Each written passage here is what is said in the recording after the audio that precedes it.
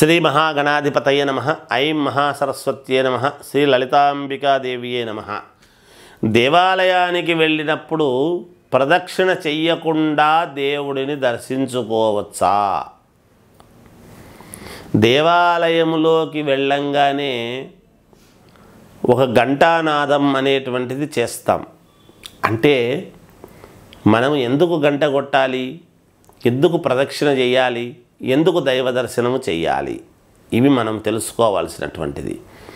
సరే, మనకంటే ముందు వెళ్ళిన వాళ్ళు కూడా గంట కొడుతూ ఉంటారు.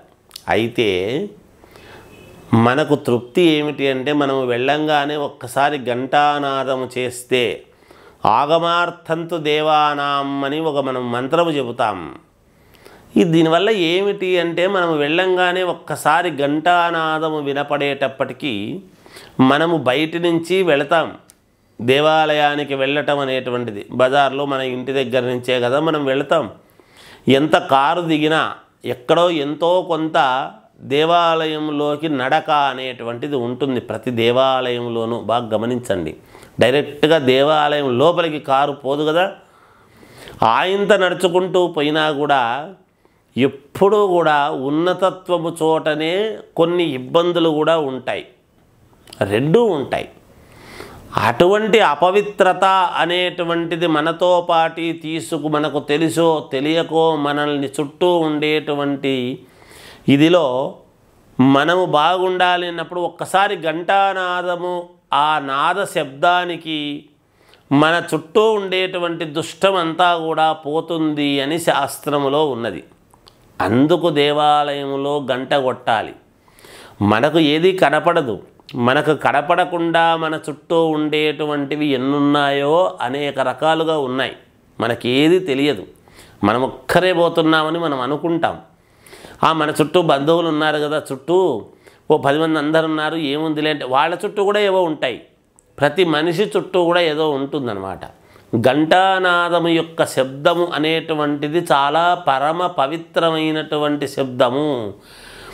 ఆ శబ్దము ఎక్కడో గుడి కొండ మీద ఉండేటువంటి గుళ్ళో గంట కొట్టేటప్పటికి ఊర్లో వినపడుతుంది. వినపడేటప్పటికి ఏమవుతుంది అంటే అలర్ట్ జరుగుతుందన్నమాట. ఏ తప్పు జరగకుండా ఆ ఘంటానాదం అనేటువంటిది ఎవరైనా ఏదైనా తప్పు చెయ్యాలి తెలియకుండా అని అనుకునేటువంటి వాళ్లను అలర్ట్ చేస్తుంది, చెయ్యకూడదు అనేటువంటి విధానముగా. దాన్ని సాంప్రదాయంగా చేసుకునే చాలామంది రాత్రిపూట గూర్ఖాలు కానీ లేదా పోలీసులు కానీ ఒక విజిల్ వేసుకుంటూ తిరుగుతారు. ఎందుకు అంటే శబ్దము చేసిన దాని వలన పోలీసులు ఉన్నారు అని అలర్ట్ అవుతారు అనేదే కాకుండా ఇంట్లో వాళ్ళు కూడా ఆ శబ్దానికి లేస్తారు కదా.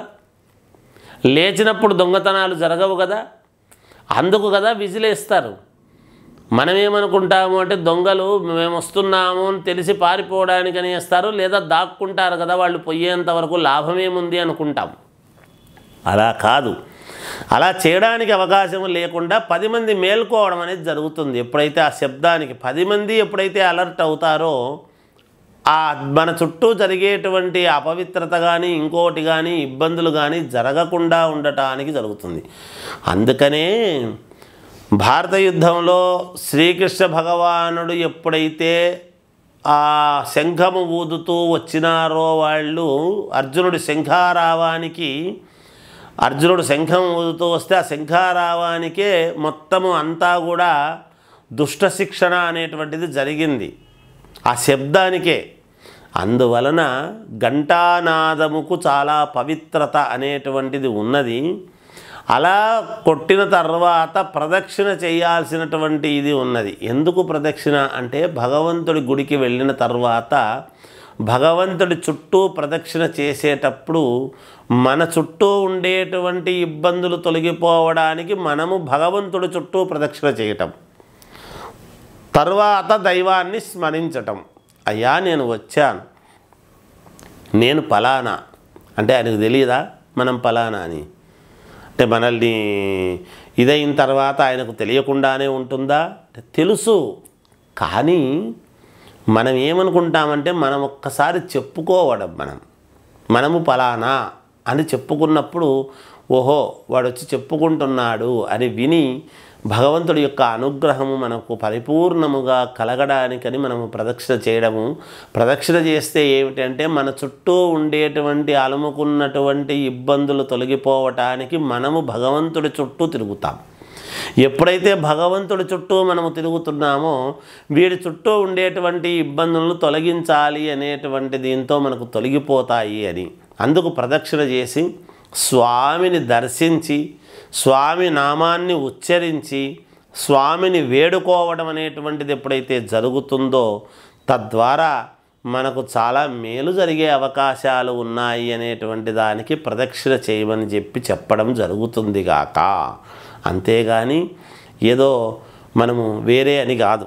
అందుకని దైవానికి ప్రదక్షిణ చేయటం వలన చాలా మేలు జరుగుతుంది. అది 3 ప్రదక్షిణలు చేస్తామా, 30 చేస్తామా, 33 చేస్తామా అనేది మన ఓపిక, మన ఇష్టము గాక.